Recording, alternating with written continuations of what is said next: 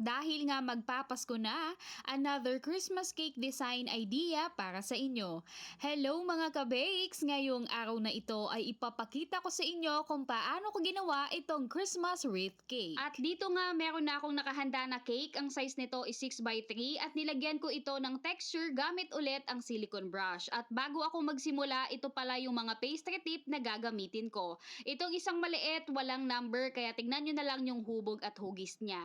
Itong isa naman, pastry tip 6B. At dito nga ay naghanda na din ako ng color green frosting. Para ma-achieve yung ganitong kulay green sa frosting, ay naghalo ako ng dalawang food color gamit ang gel-based food color ng Chef Master. Yung leaf green at forest green. At dahil nga ito ay Christmas wreath design, magpapipe lang tayo dito ng color green frosting, pabilog, paikot dito sa itaas ng cake natin. Ang unang pastry tip na ginamit ko ay yung 6B. At sunod naman yung maliit, dito naman tayo magpa-pipe sa loob. So pabilog lang ang ating pag-pipe dito sa green frosting. At mga ka-bakes, kailangan medyo isagad nyo yung pag-pipe doon sa unang pinipe natin para talaga walang space at walang makikita na color white frosting. At sunod ay nag-pipe din ako dito sa pinakadulo, sa pinaka-edge na ng cake natin. Between doon sa pag-pipe natin ng 6B, yung nakikita nyong white frosting, fill in na nyo yan at mag-pipe tayo dito ng color green frosting. At ito yung magiging outcome niya. Mas naging okay siya, naging malaki,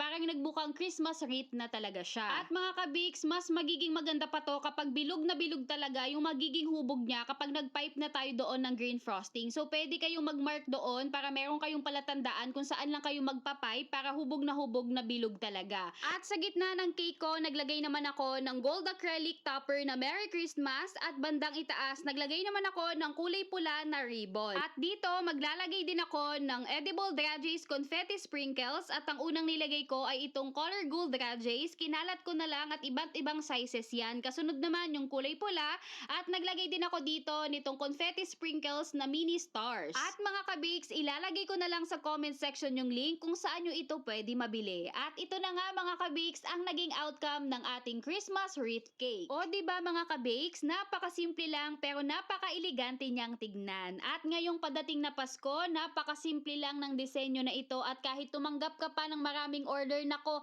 sisiw lang sa'yo to kasi napakadali lang niyang gawin. At kapag meron ngang mga okasyon, maganda talaga kapag gusto mo din magpa-order ng marami, ay gumawa ka ng disenyo na simple lang pero maganda, na kayang-kaya mo talagang gawin kahit magpa-order ka pa ng marami. At sa mga magtatanong kung magkano ko ito ibebenta, pwede ko siyang ibenta sa halagang 700 to 850 pesos. At ang size nito is 6x3. At mga ka-bakes, mas mabuti na mag-costing talaga kayo kasi syempre iba-iba tayo ng binibilhan at iba-iba ang presyo nito. At yun lang mga ka-bakes for today's video para sa ating Christmas cake vlog. And for more Christmas cake design idea ay pwede nyo akong i-follow sa aking TikTok account, YouTube channel at dito sa aking Facebook page.